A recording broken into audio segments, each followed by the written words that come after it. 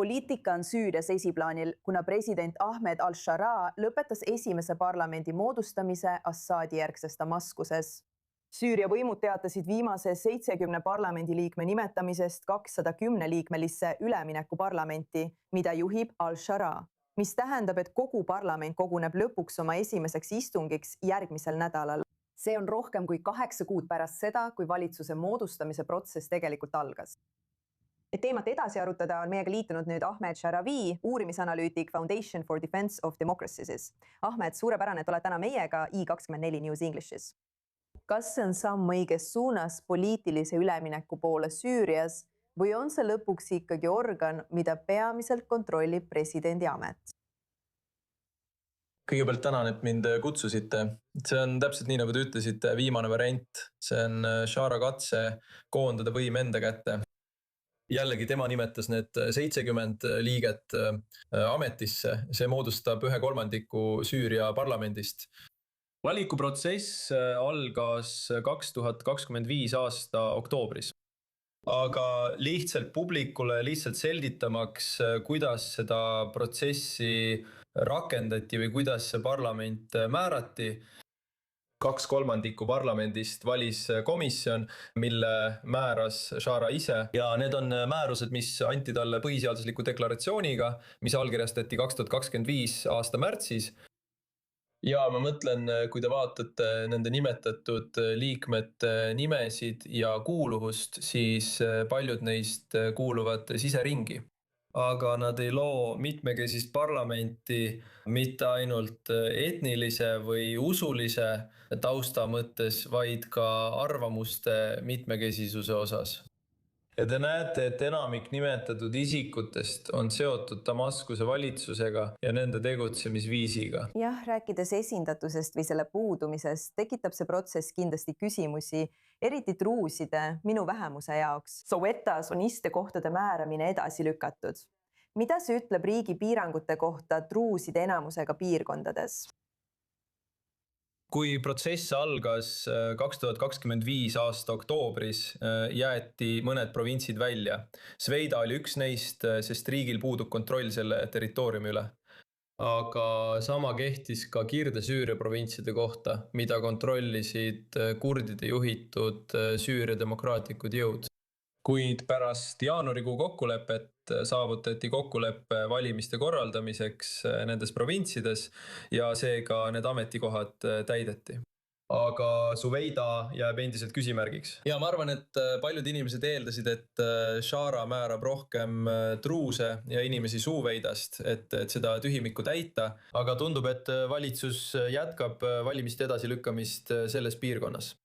Sellegipoolest määrati ametisse 2 inimest Suveidast, üks neist on beduiin ja teine on druus.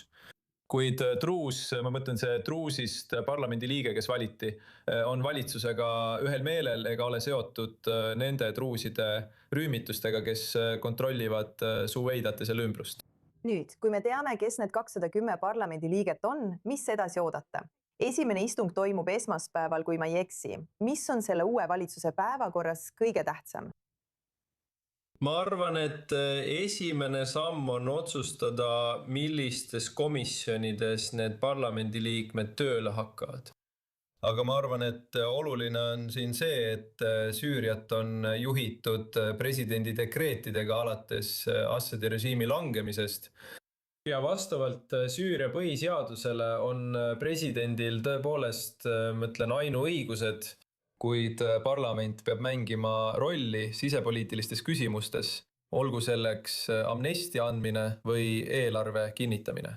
Ja nii ongi. Viimase 1,5 aasta jooksul kõik need otsused teinud täidesaatev võim.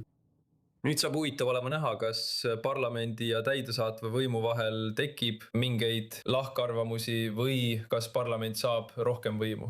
Aga arvestades, kuidas see üleminek on algusest peale välja näinud ja kuidas see põhiseadus koostati, on ebatõenäoline, et me näeme tõelist parlamenti, mis esindab rahva tahet. Ja see viib Süüria demokraatiale lähemale. No Ahmed, samal ajal lõpetas Süüria justiitsministeerium just seaduseelnõu, mille eesmärk on kaitsta Assadi ajastu ohvrite õigusi. kas see on samm tõelise üleminekuõigluse suunas või pigem sümboolne samm selles etapis? Ma mõtlen, et minu arvates on tehtud tõeline katse üleminekuõigluse saavutamiseks. Ma arvan, et on toimunud mitu kohtuprotsessi Assadi ajastu ametnike vastu, kes olid sõjaväe ja julgeolekuaparaadi liikmed. Aga samal ajal, kui vaadata seda leebust, mida Süüria valitsus näitab mõnede Assadi ajastu ärimeeste ja ametnike suhtes, kelles Süüria valitsus näeb potentsiaali kasu saamiseks, olgu see siis rahaline, siis hakkad nägema lõhet või vähemalt ebajärjekindlust selle ülemineku õigluse saavutamisel. Ja selle konkreetse küsimuse ülemineku õigluse puudumise kohta on Süüria rahva poolt olnud palju kaebusi ja kriitikat. Ja loomulikult on see riskantne, sest ülemineku õigluse puudumine tähendab, et inimesed hakkavad ise asju lahendama. Ja me oleme juba näinud tapmisi Assadi režiimi liikmete ja julgeolekujõudude vastu viimase 1,5 aasta jooksul.